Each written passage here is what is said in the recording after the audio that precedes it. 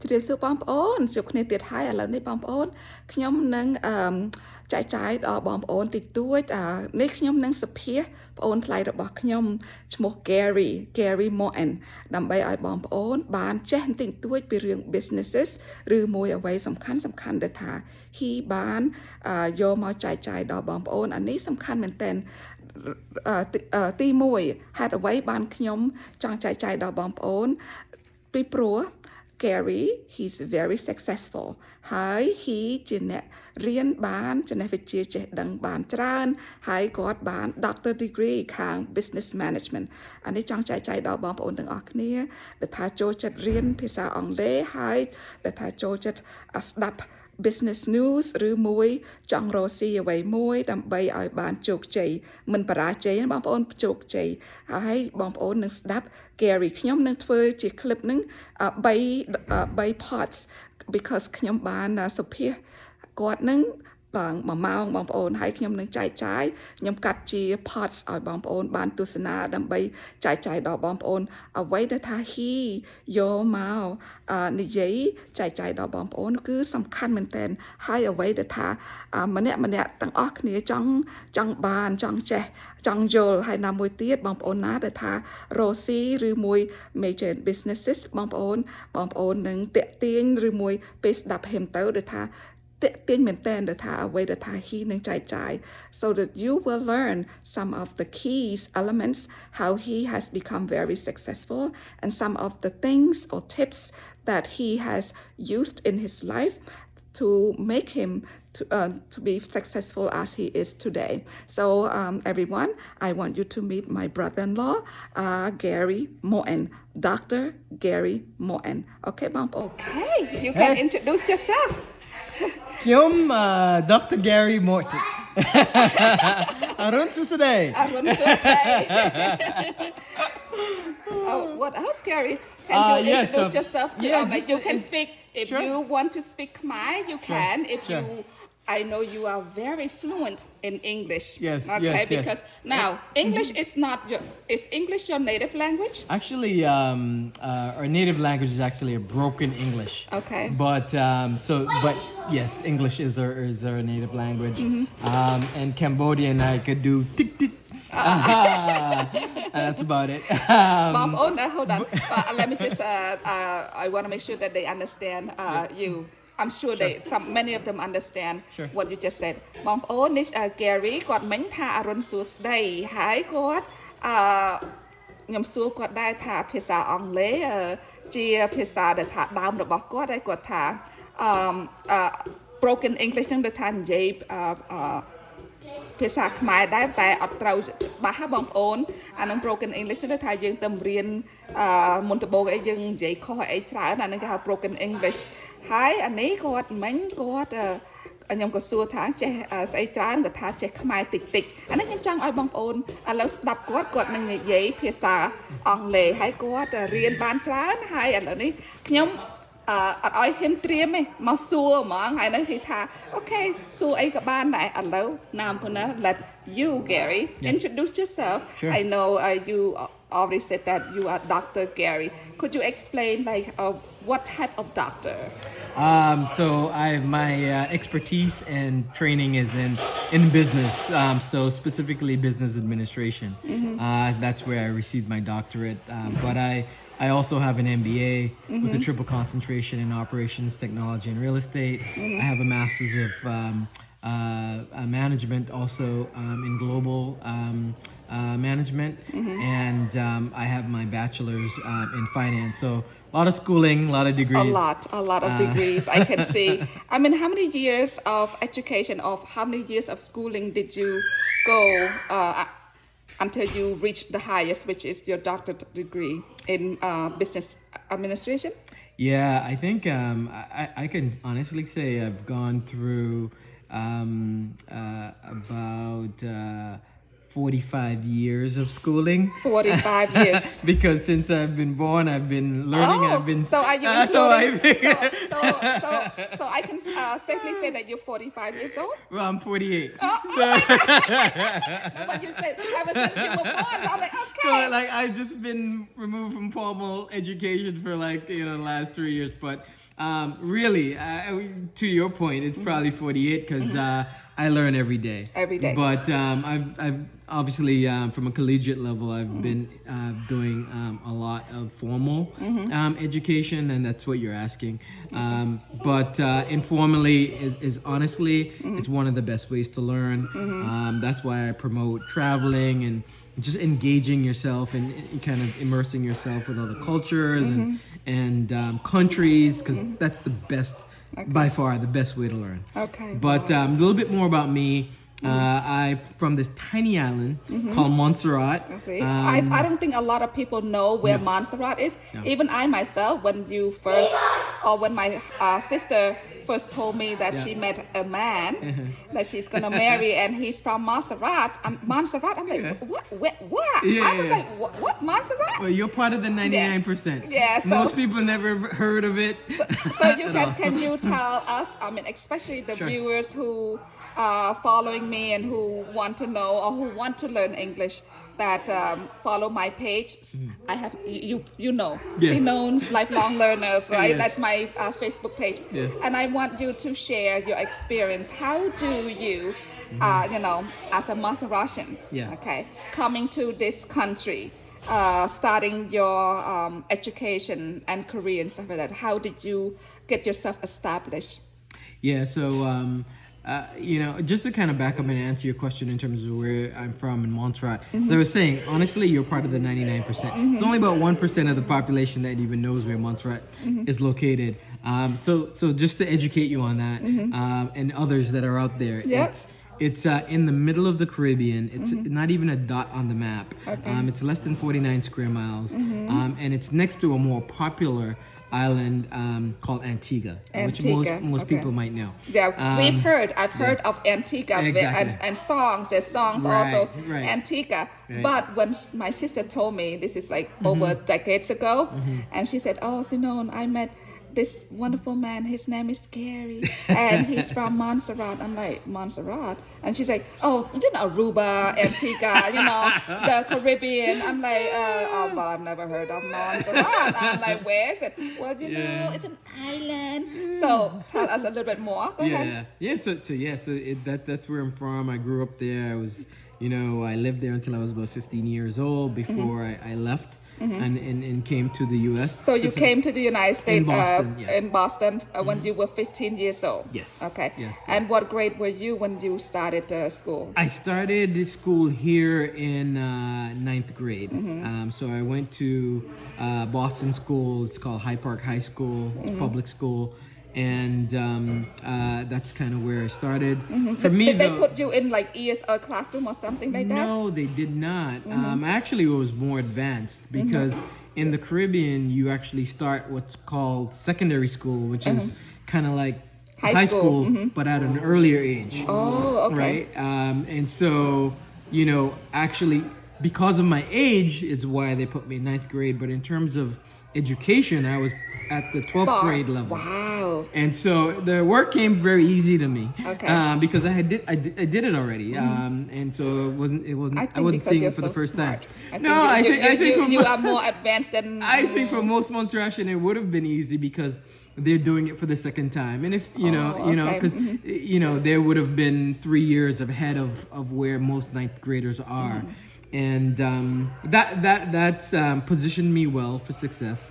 But beyond that, there was some learning that I had to do because, history as an example is very different. In the Caribbean, we're learning about Caribbean history and slavery and Caribs and Arawaks and so forth, and the Indian culture that inhibited the Caribbean.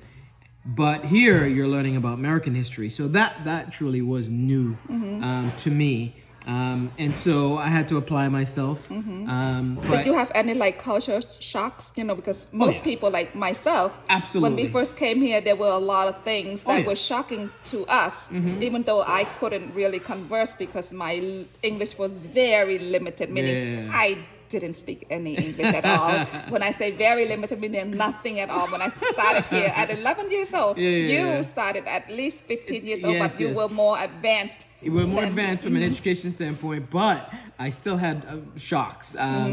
Montserrat is very different from a Boston. How many people, the population of Montserrat, like how many?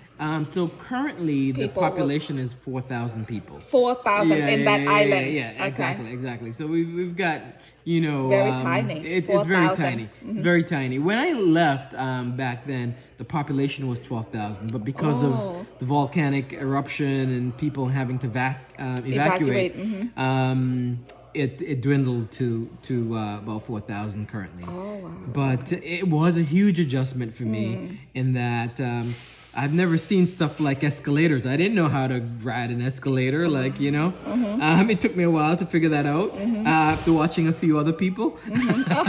So watch and learn. How about language-wise? Did you have a hard time adjusting to No, not at all. the language Not here? Not at all. I grew up in a more affluent area of Montserrat called Richmond Hill, and most of the folks that lived in the area weren't of Montserrat descent. A lot of them were white and from other countries, and so just having them as my friends, I could pretty speak fluent English at the time. And so English was never an issue. For me, it was more of things like climbing an escalator. And there's just norms. Like, in Montserrat, everybody says good morning and hello. Very friendly, right? And very Very friendly and engaging. And when you did that here, people look at you like if you had like 10 heads or something. Like, who's this crazy person saying good morning? So that was more of the challenge. That was more of the adjustment of the social norms were very different, and just the environment was different. Like, again, we didn't have escalators, we didn't have those kind of things. So it was kind of a watch and learn. To be able to adjust. Now, you went on to get your higher education. How was it for you? Like, was it hard, going through school to obtain your bachelor and then your master and then your doctorate degree? Yes, it was. There's all kinds of different hurdles and challenges along the way. First, for me, was exposure. And so it was until I got the right mentors and so forth that gave me exposure to the different colleges and universities in terms of what I aspired to do, was kind of the first hurdle, because I didn't know what I didn't know. And until I saw it, I didn't know what I wanted to go for. So exposure was huge in getting over that hurdle. Then it was, I got accepted into actually a few different universities because my grades were good. Again, I was doing the work for the second time, so it made it easy, and so I performed really well. But then I didn't have any money. Okay, so how did you get financial aid? Did you apply for financial aid, or how did you get the funding or tuition to pay your way through college? So I did get a few scholarships, and of all the universities that I got accepted to, Bentley University actually gave me the most money. So I knew it, had a good reputation, but I got accepted to BU and Northeastern University as well. But I just didn't have the money to go to any of those ones. And, so you went to Bentley because they gave you the most. They gave me the most money, and they had a good reputation. And so it was a predominantly white school. Wow. And it was one this was around what, 1990? This was 1990.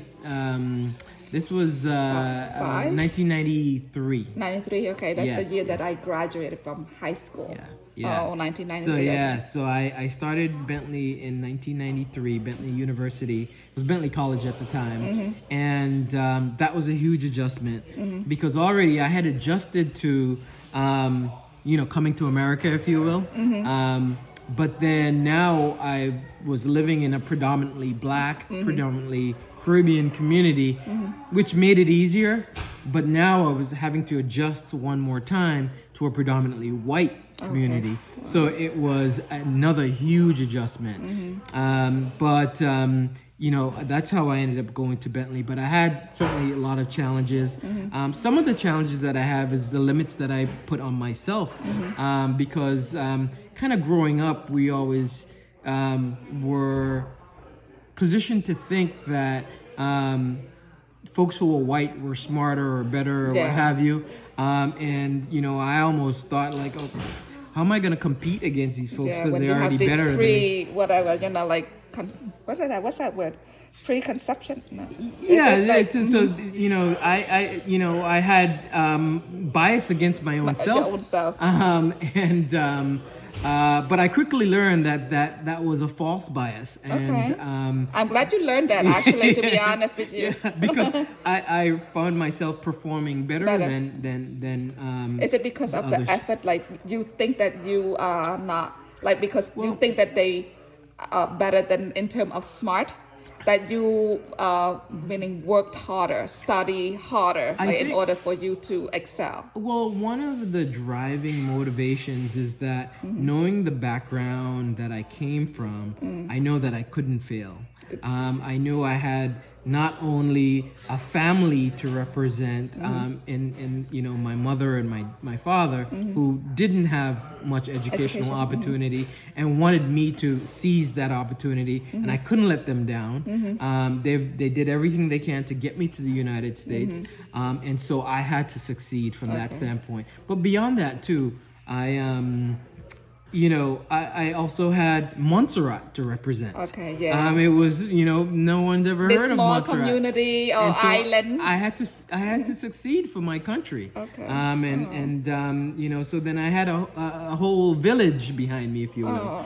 And that drove me. So you have I was driven by that, definitely, and then, you shoulder a lot of... I was shouldering, a huge island. and family and all that, and I was the first in my family to go to a 4-year university, and again for that reason I had to succeed.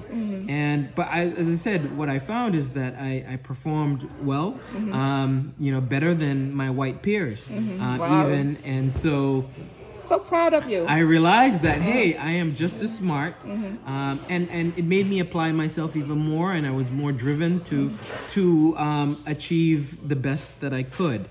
And so I would, sit at the front of every class. I would learn kind of how to navigate and how to be strategic. So when you were in college, you would try to be at the front, close to the professor, so you can hear better, or why? I kind of have an idea, but I want the viewers. Why is it important for students, especially college students, to sit in the front rather than in the back? Yeah, because when you sit in the front, you tend to be more attentive. Okay. You don't miss anything. And if you have any questions or anything, it's easy to, sometimes you kind of raise your finger or what have you. If you're in the back, they might miss you, and things go on. But when you're in front of the professor, you get your questions answered. Okay. And so, that's part of it. The other part of it too is, you just feel really more engaged into the conversation. And then also too is the perception that the professor have of you. Folks that you see that sits at the back, they may perceive you, whether or not it's true, as less engaged. Okay, and so, with a professor seeing you being more engaged, they may want to do extra to help you. Okay. So whether that's inviting you... That's a great advice. So the engagement with the professor. Yes, and the perception they have of you. Okay. Because if people have a perception that you want to do well, they want to help you do well. But if they have the perception that you might not care, they might not care to help you either. So that's huge, and that makes a big difference. The other thing is that, as I said, you have to be strategic. So there were things like... Could you pronounce... I'm so sorry. Can you pronounce that word again, slowly? Okay. So the word is strategic. Okay. Can you give a little definition of that? So it's about having strategy. It's like, okay, strategy. if you want to get from point A to point Z, it's often not a straight road. And it's like, how can you best get to that Z position Okay. In the most efficient and most effective way. That's strategy. Yeah. And so obviously in this situation, it's about performing well and graduating and being a success, right? But you know, it's not a straight road. You've got financials to worry about. You've got limited time. You've got new learnings to, you know, you've got people to navigate. And a lot of it is a lot of these things are out of your control to some extent. And so you have to be very strategic. So for example, one of the things that I learned is, you know, you can work really hard in a class.